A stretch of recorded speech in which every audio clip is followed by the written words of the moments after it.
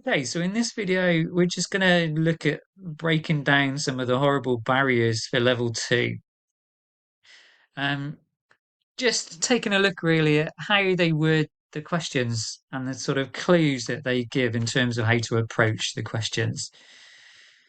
So looking at this first question here, we've got a scatter graph, a scatter diagram, and it's asking us to describe the relationship shown in the diagram. Now, when it talks about a relationship on a scatter graph, it's talking about how the two sets of figures relate to each other.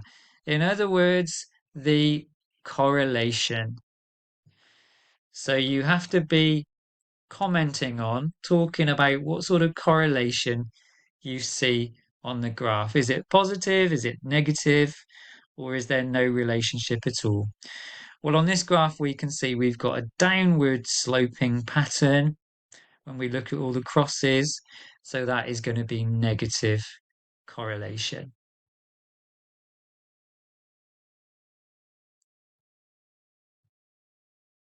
Then as part B on our scatter graph question, it's talking about two camps and the two heights for these two camps. And you're going to need to put those two heights for the two camps on the graph. And it says, use the scattered diagram to work out the difference in temperatures between the two camps. Now, if you're going to use the scatter diagram, so there's your keywords there really. The way that you use a scatter diagram is you estimate or you predict what might happen. And for you to be able to estimate using a scatter graph, you need a line of best fit. So unless you've got a line of best fit on there, and so if I just sort of quickly draw one as going to be roughly sort of correct, only once you've got your line of best fit on there can you start plotting the heights of the two different camps, because you're going to work out where the height is and then you're going to put your cross where it hits your line of best fit. If you haven't got your line of best fit there, you cannot use your scatter graph to make any sort of estimations or predictions. So as soon as you see the question worded like that, you've got to be thinking the first thing I've got to do here is put my line of best fit on there first. Otherwise, don't even bother. Here again, next question, keywords. So we're talking here about square kilometers. And here it mentions square kilometers. So there's your link. We've got some links here. So this bit is saying 300 people is 1 kilometer squared. And this bit is saying 242,500 kilometers squared area for the UK. So you've got to, in your mind, link these two bits together to do your appropriate calculations. So that's your starting point. So you're noticing they both mention square kilometers, and you're looking at how you're going to link those and what you're going to do with it. So there's no point even looking at this bit here until you've established what the link is between those two by either dividing or multiplying, whatever you work out that you need to do. Okay, so that's what they're looking for you to do on that kind of question, establish the link.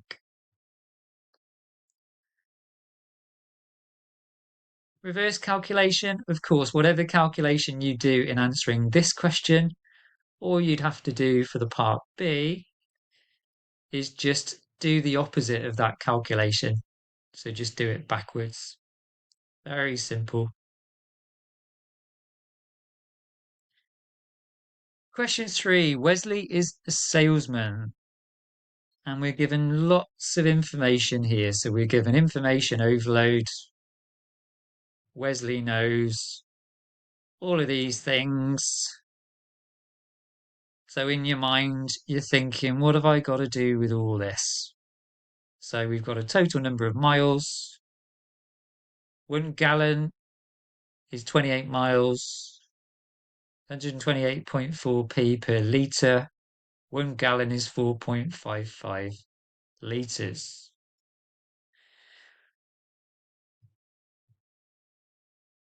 Okay, so where to start? Well, the logical place to start here is if it's talking here about 520 miles, and then it says 1 gallon per 28 miles, you've got to be linking the 520 miles to the 28 miles. Once you link those two figures, you can work out how many gallons of petrol it is. Then, once you know how many gallons of petrol it is, you can then look at this bit to work out how many litres it is.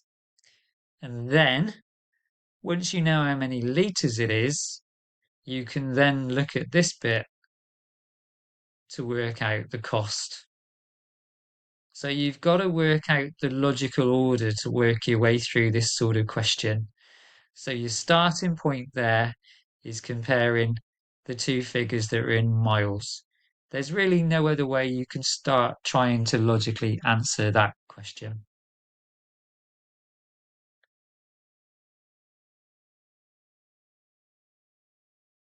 Next question, we can see we've got a diagram of a playhouse and it's a front elevation. So we're talking about elevations.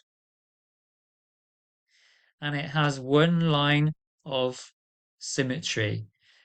The front elevation has one line of symmetry.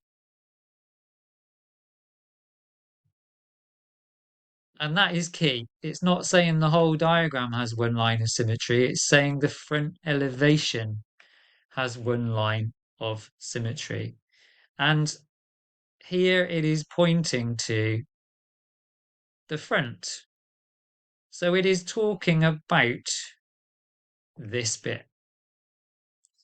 So what it is saying there is that the front of the playhouse, just that front face, has one line of symmetry, which is obviously going to be right down the middle, is going to be where you've got your line of symmetry. And then we've got to draw the front elevation only, not the whole diagram. So that's key. The front elevation only on the grid using this scale 1 to 20. Now the grid is, it's not labelled as such, but it is a centimetre square grid. So every square on this grid is 1 centimetre by 1 centimetre. So you need to be looking at the diagram and looking at the measurements of this thing. And you can see that with this pentagon, if I draw it very roughly, it's 100 along the bottom. The total height of it from top to bottom is 130. But when you look at the back of the diagram, this height here is 110. So that means the height of the roof is going to be 130 minus 110. So that bit's going to be 20. And this bit's going to be 110 to make the 130. Using the scale 1 to 20, so on the grid it's got to be 20 times smaller than the real playhouse. So you're going to need to use division. 100 divided by 20, 110 divided by 20. 20 divided by 20 to work out how many squares you need to draw it on your diagram.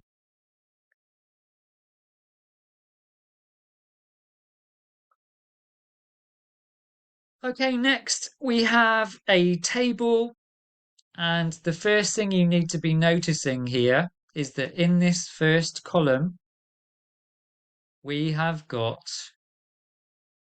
groups. And the question starts talking about the mean. Not only talking about the mean, but talking about estimating the mean.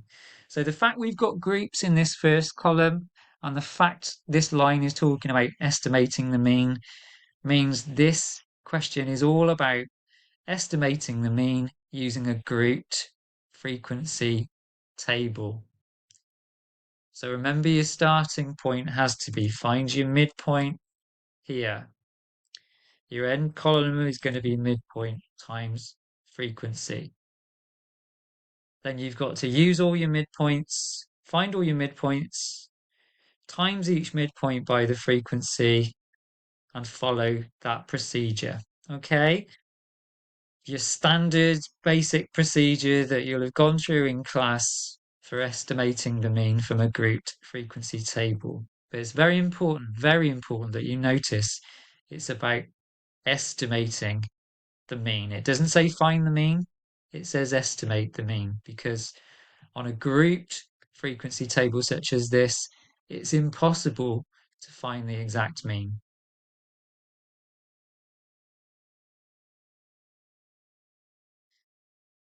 This next question talks about writing a statement comparing the spread of marks. Now, when it talks about the spread of marks, the spread of the numbers refers to the range. So on this question, it is asking you to find the range of the numbers. So you're going to be looking at finding some ranges here using subtraction and then writing a statement based on what you find.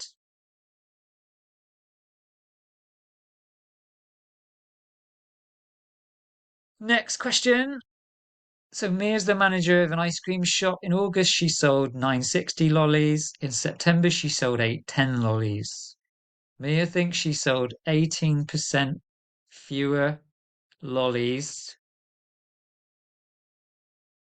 in September. So those are the key words there. She thinks she sold 18% fewer lollies in September than in August. How are you going to know that? Well, you've got to compare them to answer this question. So did she? Well, if she sold 810 lollies in September compared to 960 in August, that means she'd sold 960 minus 810. So she sold 150 fewer lollies. So if she sold 150 fewer lollies, the question we're asking ourselves is this 18% fewer than 960? So here you've got to think about, how do I come to that conclusion? How do I answer this question? So you could find 18% of 960 and compare it to the 150. That's one way. Or you could look at what the 150 is out of the 960 as a percentage and do it that way. So there's a couple of different ways that you can approach this, but you need to be starting it that way. Okay, so that is the first half of this paper. Hopefully that's given you some good clues to how to start approaching questions such as these on a level 2 paper.